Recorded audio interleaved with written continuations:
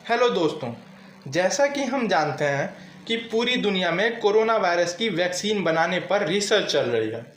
Doctor और वैज्ञानिक तमाम तरीकों से मरीजों को ठीक करने की कोशिश भी कर रहे हैं। इसी बीच प्लाज्मा थेरेपी से कुछ उम्मीद की किरण भी जगी है, जो दिल्ली में कुछ मरीजों के लिए जीवनदायिनी भी साबित हो रही है।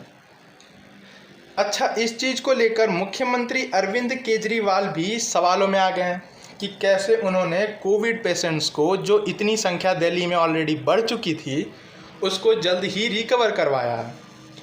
तो आइए समझते हैं क्या है प्लाज्मा थेरेपी, ये कैसे यूज हो रहा है कोविड पेशेंट्स को रिकवर करने के लिए।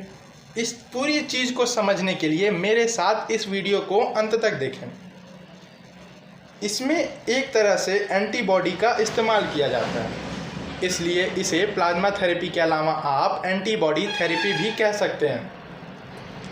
किसी खास वायरस या बैक्टीरिया के खिलाफ शरीर में एंटीबॉडी तभी बनता है जब इंसान उससे पीड़ित होता है। जो मरीज कोरोना वायरस से पीड़ित होता है और जब वह ठीक हो जाता है तो उसके शरीर में कोविड के खिलाफ एंटीबॉडी बनती है। इसी एंटीबॉडी के बूते पर मरीज ठीक भी होता है। जब कोई मरीज बीमार रहता है ना, तो उसमें एंटीबॉडी तुरंत नहीं बनती। उसके शरीर में वायरस के खिलाफ एंटीबॉडी बनने में देरी की वजह से वह वायरस सीरियस हो जाता है। ऐसे में जो मरीज अभी अभी इस वायरस से ठीक हुआ है, उसके शरीर में एंटीबॉडी बनी होती है। वही एंटीबॉडी उसके शरीर से निकाल कर दूसरे मरीज में डाल दी जाती है। वहाँ जैसे ही ये एंटीबॉडी जाती है, उसके शरीर में उसका असर तुरंत दिखने लगता है और वह वायरस कमज़ोर हो जाता है। इससे मरीज़ के ठीक होने की संभावनाएं भी बढ़ जाती हैं। पर आइए समझ लेते हैं कि क्या है इसका पूरा प्रोसीजर। जो मरीज़ ठीक हो जाते हैं, उनके शरीर से एस्पेरेसिस तकनीक से खून निकाला जाता है। इसमें खून से प्लाज्मा जैसे अवयवों को निकालकर बाकी खून को फिर से उसी रोगी के शरीर में वापस डाल दिया जाता है। डॉक्टरों के मुताबिक एंटीबॉडी खून के प्लाज्मा में मौजूद होता है। डोनर के शरीर से लगभग 800 मिलीलीटर प्लाज्मा लिया जाता है। इसका लगभग 3 से 4 मरीजों में इस्तेमाल किया जा सकता है। इससे जो गंभीर व सीरियस कोविड के मरीज हैं, उनमें इनका ट्रांसफ्यूजन कर दिया जाता है, जिससे मरीज के अंदर इस वायरस के खिलाफ बना बनाया एंटीबॉडी पहुंच जाता है, जिसके एक्टिव होते ही वह वायरस कमज़ोर होने लगता है और वह जो कोविड पेशेंट है वो जल्द ही रिकवर करने लगता है। एक ठीक हुए मरीज के ब्लड डोनेशन से कम 3 या 4 मरीज में इसका इस्तेमाल किया जा सकता है। इस चीज़ को अब कई सरकारें मांग भी कर रही हैं और अब तो ICMR ने कई इंस्टीट्यूट को इसकी परमिशन भी दे दी है।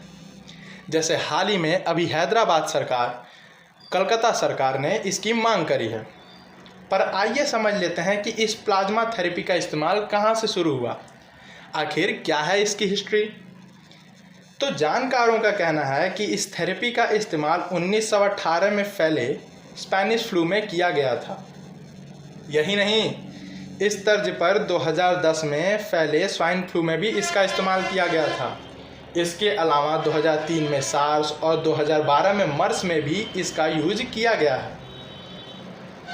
जब जब किसी बीमारी में एंटीबॉडी की ज़रूरत होती है तो इस तकनीक का इस्तेमाल किया जाता रहा है।